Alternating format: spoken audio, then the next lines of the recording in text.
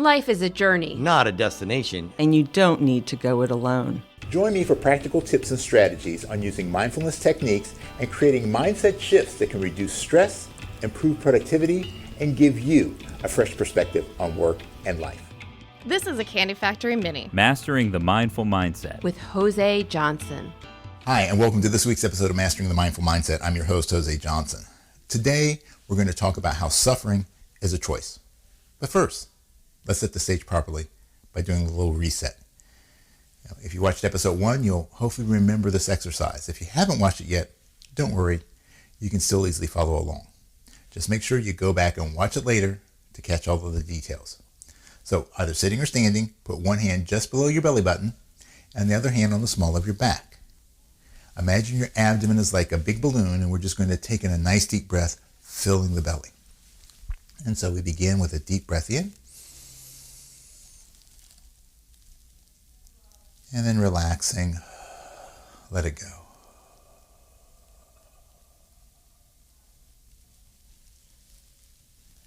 And again, a deep breath in.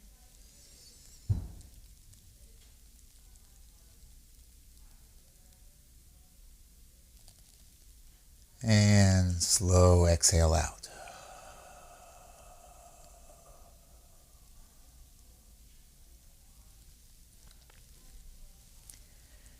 And one more. Nice deep breath in.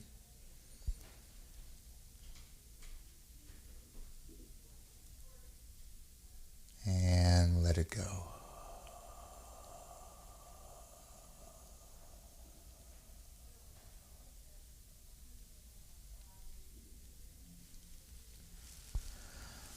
All right, good.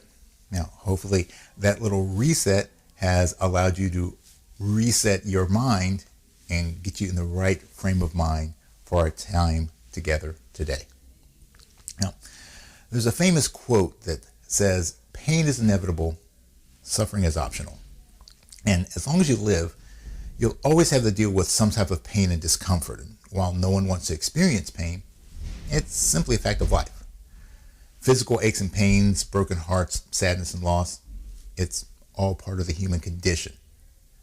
Now, these are often referred to in Buddhist teachings as the first dart.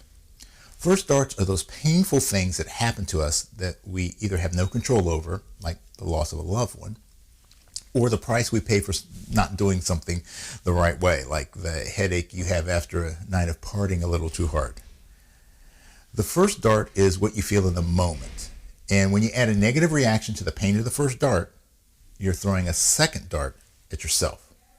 And while there is no doubt that the first dart can be painful, the second dart is the source of our suffering. The pain we feel from the first dart is the event. The second dart is the narrative we create for the event. Pain is the immediate response. Suffering is holding on to the pain. So, for example, let's say that you took a test and you failed. When you see the test results, you experience upset, disappointment, maybe even a little nausea. All of these would be first darts because it's completely understandable to have those immediate reactions. But then you start thinking things like you're dumb, or the teacher had it out for you, or life is unfair. These are the second darts. And here's the things about second darts. First, once one gets thrown, you will either tend to either throw more darts or to keep twisting the ones that you've already been hit with. So in the case of that test, how many times did you fail? Once. But how many times will you keep beating yourself up for it? It may be for days or weeks. In some cases, it might even be a lifetime. And we're not the only target for those second darts. When we lash out at others as a result of the pain of our first dart, we're throwing second darts at them. Now, to make matters worse, second darts are not just plain darts. They're usually tipped in one of the three poisons. The three poisons are ignorance, attachment, and aversion. Ignorance is also translated as delusion. When a dart is tipped with this particular poison, You react based on a warped view of reality. You either fail to see or refuse to accept the facts that are staring you in the face. Attachment is also known as desire or greed, and it makes you rigid in your thinking because you only want what you want. It blinds you from the truth, beauty, and benefit of a situation because you can only see things from a selfish perspective. And aversion. Aversion is anger, aggression, and hatred. It expresses itself internally as self-loathing and self-destructive tendencies. And this is the type of dart that is usually thrown at others by hurtful words at best or through violent actions at worst. There are ample real-life examples of how these poison darts work. Sometimes the effects are mild, but in some situations, it can lead to death and destruction. So here's a somewhat hypothetical situation.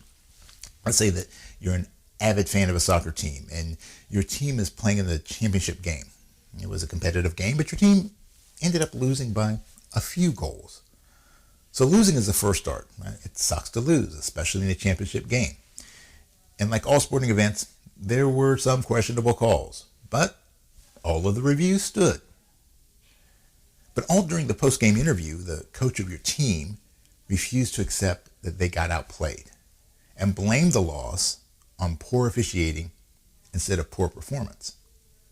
That's the second dart, and it's laced with the poison of ignorance, creating a false narrative as a reaction to the pain of the first dart. And as the interview progresses, the coach begins to talk about how they were robbed of a victory, that the championship was taken from them unfairly.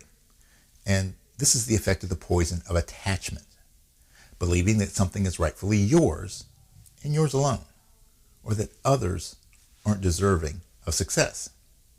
And the more he talks, the more outraged and angry he becomes. This is a third poison, the poison of aversion at work. But the effects of the dart don't just affect the coach. The poison spreads to members of the team and even the fans. Fights begin to break out both on and off the field. Security has to rush the officials to safety, and it turns into a melee filled with violence and destruction. This is what happens when second darts are aimed at others. The three poisons have the power to spread and infect and affect everyone around you. So the question becomes, is there an antidote? What can you do to counteract the effects of these three poisons? Well, let's start with ignorance. The antidote to overcoming ignorance and delusion is to cultivate wisdom, insight, and right understanding. This requires a humble attitude and acceptance that you don't have all of the answers.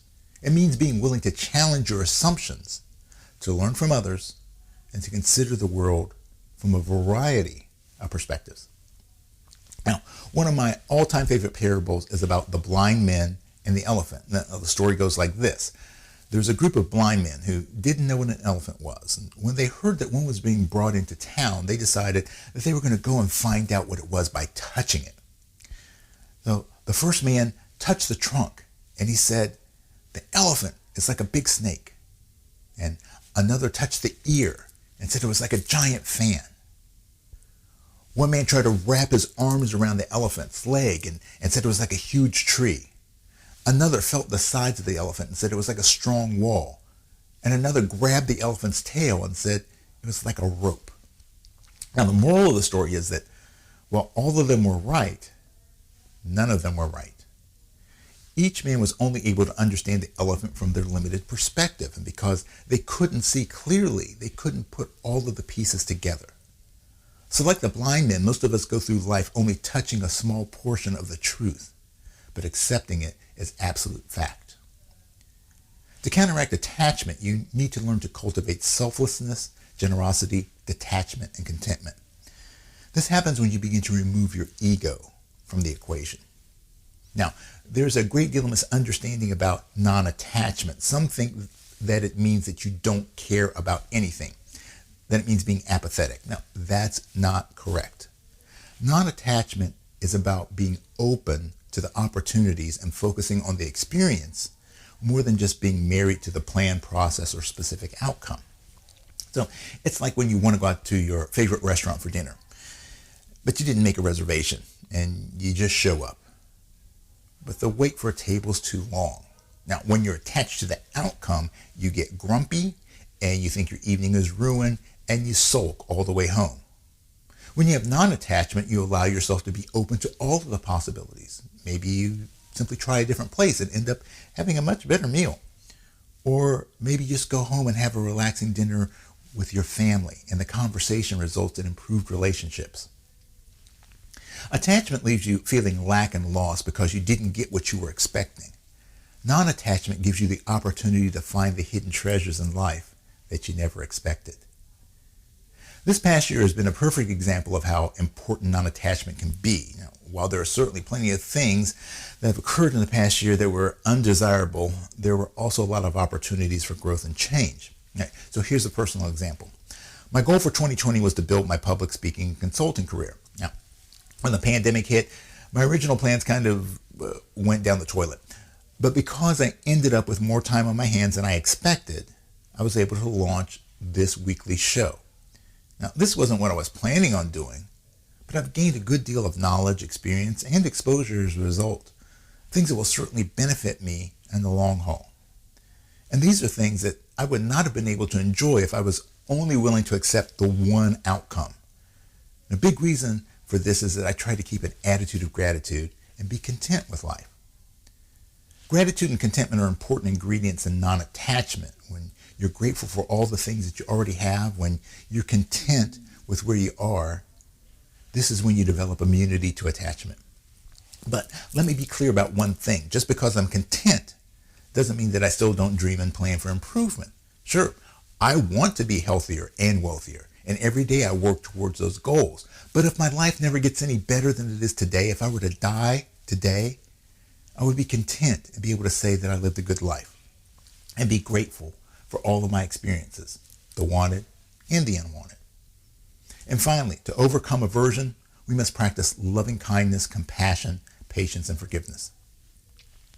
In the words of Dr. Martin Luther King, darkness cannot drive out darkness. Only light can do that. Hate cannot drive out hate. Only love can do that. Love is one of the most powerful forces in the universe. Some say that it's the singular most powerful force. But hate is pretty strong too. So to not allow ourselves to be overcome by the poison of aversion, we need to make sure that we keep our hearts full of love. When we love, we also conquer the poisons of ignorance and attachment, because love requires us to seek the kind of wisdom that can only be found in the truth. Love demands that we not just consider the needs of others, but that we selflessly make them our priority. To love requires empathy, a desire to fully understand others. And as hard as I might try to explain this all, perhaps it's best to just refer to these famous words. Love is patient. Love is kind. It does not envy. It does not boast. It is not proud. It does not dishonor others. It is not self-seeking. It is not easily angered. It keeps no record of wrongs. Love does not delight in evil, but rejoices with the truth. It always protects, always trusts, always hopes, always perseveres. Love never fails. So with this in mind, perhaps love is the universal antidote for all three poisons and the cure for our suffering. So there you have it. I hope that you enjoyed our time together and that you have some new ideas on ways to prevent your pain from turning into suffering. If you have a question or topic you'd like me to cover in a future episode, just drop it in the comment section and I'll do my absolute best to help you out. Make sure you subscribe and share this episode with someone that you feel could benefit from this information. And also take time to check out all of the other fantastic programming brought to you here on the Candy Factory Collective. So until next time, remember, it is what it is, but it becomes what you make it. So make it great. Mastering the Mindful Mindset is part of the Candy Factory mini-series and is a proud member of the Candy Factory Collective. You can find the show streaming on YouTube, Facebook, Twitch, LinkedIn, and you can subscribe to the audio version anywhere you get your podcast. Jose Johnson has traveled the world competing and teaching martial arts. He's an entrepreneur, musician, author, and speaker. Check out Jose's other podcast, The Trumpet Gurus Hang. And learn more about his book. Mindfulness Secrets, at his website, josejohnson.com. Mastering the Mindful Mindset is produced by the Candy Factory Collective. At the Candy Factory co-working campus in Lancaster, PA. Our music was written and recorded by Jose. Production support by Anna Tran. Administrative support by Ann Kirby, Ariana Henderson, Krisha Martzel, Jason Mundock, and Robert Diggs. Notes and links can be found at the show post at our website, CandyFactoryCollective.com. Candy Factory. Collective.